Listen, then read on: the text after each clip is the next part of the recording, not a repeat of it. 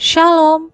Pada hari ini kita akan bersama-sama mendengarkan firman Tuhan yang terdapat dalam Filipi pasal 3 ayat 13 sampai pasal 4 ayat 1. Dan pada renungan hari ini saya akan menekankan pada ayatnya yang ke-13 dan 14. Saudara-saudara, aku sendiri tidak menganggap bahwa aku telah menangkapnya, tetapi ini yang kulakukan.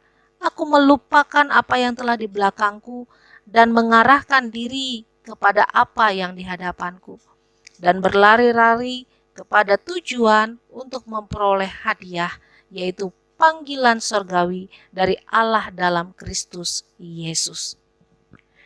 Saudaraku yang terkasih, saya ketika masih berumur belasan tahun, saya bukan anak yang baik. Saya nakal, suka melawan orang tua. Yang pasti, yang saya lakukan membuat orang tua saya khawatir. Tapi siapa sangka, sekarang saya menjadi seorang pendeta yang melayani Tuhan dan jemaat. Mungkin kalau ada yang kenal dengan saya dulu, saat usia saya belasan tahun, tidak menyangka saya menjadi seorang pendeta, karena mereka mengingat masa lalu saya. Itu artinya, saudaraku, masa lalu kita bisa mempengaruhi penilaian orang pada masa sekarang terhadap kita. Demikian juga dengan Rasul Paulus. Masa lalunya sebagai orang yang paling ditakuti, paling bertanggung jawab atas banyak kematian dan ribuan orang Kristen yang dipenjarakan, membuat ia tidak dapat dipercaya. Padahal ia sudah mengatakan, aku telah melupakan apa yang telah di belakangku. Artinya ia sudah bertobat, tapi tetap ia dianggap penjahat. Saudaraku pernah punya masa lalu yang kelam? Mungkin punya. Mungkin saudaraku nakal atau bandel, bahkan pernah dicap tidak baik karena kejahatan yang diperbuat.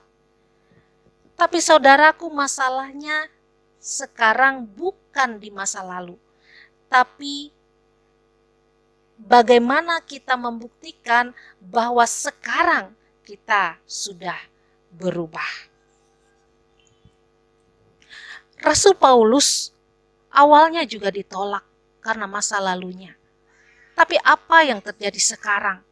Orang tidak lagi mempermasalahkan masa lalunya, karena mereka melihat dan merasakan sekarang bagaimana perbuatan dan karya Rasul Paulus yang gigih memberitakan firman Tuhan, yang mau mendedikasikan hidupnya bukan untuk dirinya sendiri, tapi untuk sesama dan untuk Tuhan.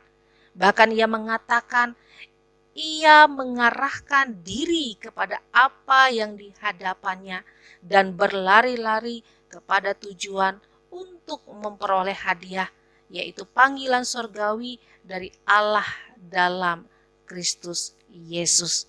Hal ini ingin menunjukkan dan mengingatkan jemaat bahwa ia sudah berubah, dia sudah bertobat, ia berbeda dari yang dulu dengan ia yang sekarang.